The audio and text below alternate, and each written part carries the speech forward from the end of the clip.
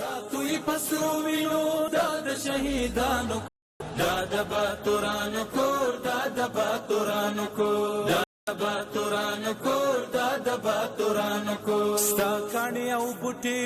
مونږ ته لالونه دي وینا پرتوی شوې دا سره لکه ګلونه دي کلی څوک نیولی شي دا د زمریانو کور دا د باتورانو کور دا د باتورانو. د لوی او بخونکي سختن طلا په سپیشلی نامه د لغمان ملي ټلویزیون ډیرو درنو قدرمنو لیدونکو د نن شپې خبري ټولګي ته راغلاست. نن چهارشنبه د 1415 هجری شمسي کال د جوزا یا غبرګولې د میاشتې 14 نیټه ده. درنو قدرمنو لیدونکو تاسو سره د مهال د افغانستان د ملي ټلویزیون د بیلابېلو خبرونو لیدونکو یو سم پام کړئ د لغمان ملي ټلویزیون سیمه خبرونه ته خو په سر کې سو مهم خبرونه. زه غلام رحمان وایزی یم.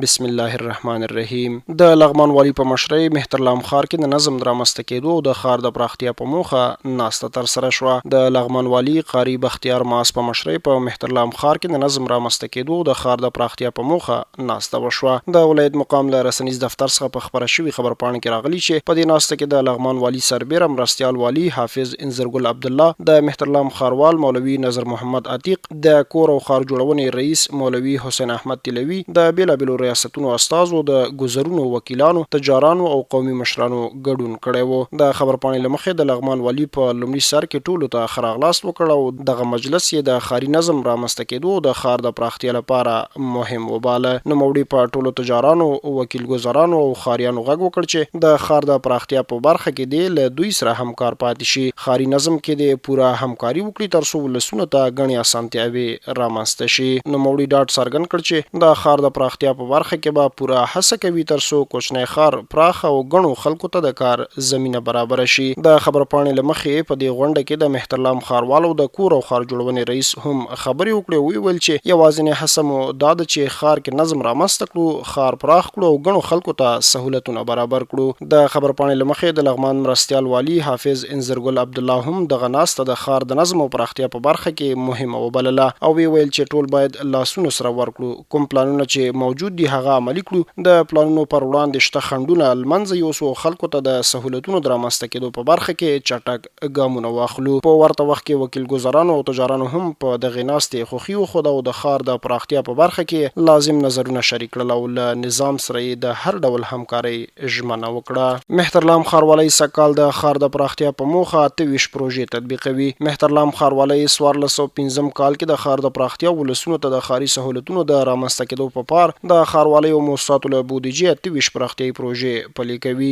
د مهترلام ښاروالۍ له رسنیز دفتر څخه په خبره شوي خبرپاڼه کې راغلي چې یاد ښاروالۍ د 100 میلیونه افغانیو په ارزښت 12 پروژې د ښاروالۍ له داخلي بودیجې او 14 نورې د همکارو موسسو لخوا چې د لګښت ټولیزه کچه یې تر اوسه معلومه نه ده پلي کیږي. د خبرپاڼې له مخې یادو پروژو کې د ښاري او کلیوالي سړکونو بیا جوړول، د ښار د ویالو او پلچکونو ترمیم، د ګلدانونو او پارکونو جوړونه او ځینې نورې برخې شامل دي. په خبرپاڼه کې زیاته شوې چې یادو پروژو کې به سلګونه ځوانانو ته په مستقیم ډول د کار زمینه برابر شي او تر جوړېدو وروسته به یې د ښار خلکو ته لازم سهولتونه برابر شي. د لغمان خصوصي او دولتي رسنیو مسؤلینو او استازو د ولایت اقتصاد رئیس سره د همغږۍ ناسته ترسره کړه. د لغمان ولایت د خصوصي او دولتي رسنیو مسؤلینو او استازو د لغمان ولایت د اقتصاد رئیس مولوي عطاالرحمن فاتح او د یاد ریاست د انکشافي چارو د تنظیم امیر خلیل الرحمن صدیقي سره د همغږۍ ناسته ترسره کړه. له اقتصاد ریاست څخه په خبره شوي خبرپاڼه کې راغلي چې یاد ناسته د رسنیو او اقتصاد ریاست ترمنځ د همغږۍ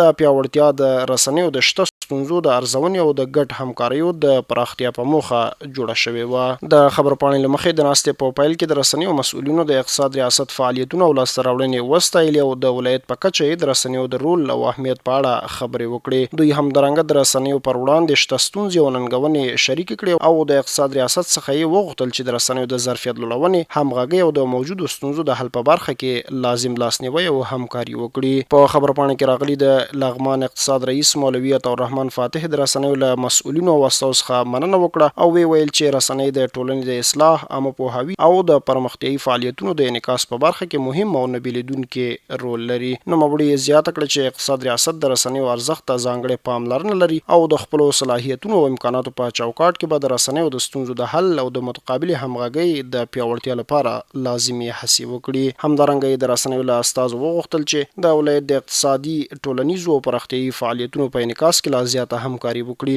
او د ولس او ادارو ترمنځ د باور او د اړیکو د ټینګښت لپاره خپل مسؤلیتونه په اغیزمنه توګه ترسره کړي. د لغمان په الیشنګ ولسوالۍ کې د دریو قومونو ترمنځ د 12 کلنه دښمني په سوله او ورورولۍ بدله شوه. د لغمان ولایت د الیشنګ ولسوال قاری عبدالقاهر متوکل په هڅو د یادې ولسوالۍ اړوند د کوټه کلي د دریو قومونو جمال خان خیلو، شاه محمود خان خیلو او د داود خیلو ترمنځ هغه حقوقي او جنایي شخړه چې له شاوخوا 12 کلونو راهیسې دوام درلود په بریالیتوب سره حل او د اوږدې مودې دښمنۍ په تلپاتې دوستۍ او ورورولۍ بدله شوه. د ولایت مقام له رسنیز دفتر څخه په خبره شوې خبرپاڼه کې راغلي چې په همدې موخه د الیشنګ ولسوال قاری عبدالقاهر متوکل د سیمې له مخورو سپینګیرو علماو سره په ګډه د روغې جوړې غونډه ترسره کړې. په غونډه کې دواړو لورو خبرې واورېدل شوې او د اسلامي اصولو متقابل درناوي او ورورولۍ پر بنسټ د شخړې د پای ته رسولو لپاره لازمي هڅې شوې. په خبرپاڼه کې راغلي چې د یادې شخړې له امله په تیرو کلونو کې د دواړو لورو ترمنځ بې باوري، اندېښنې او ګڼې ټولیزې ستونزې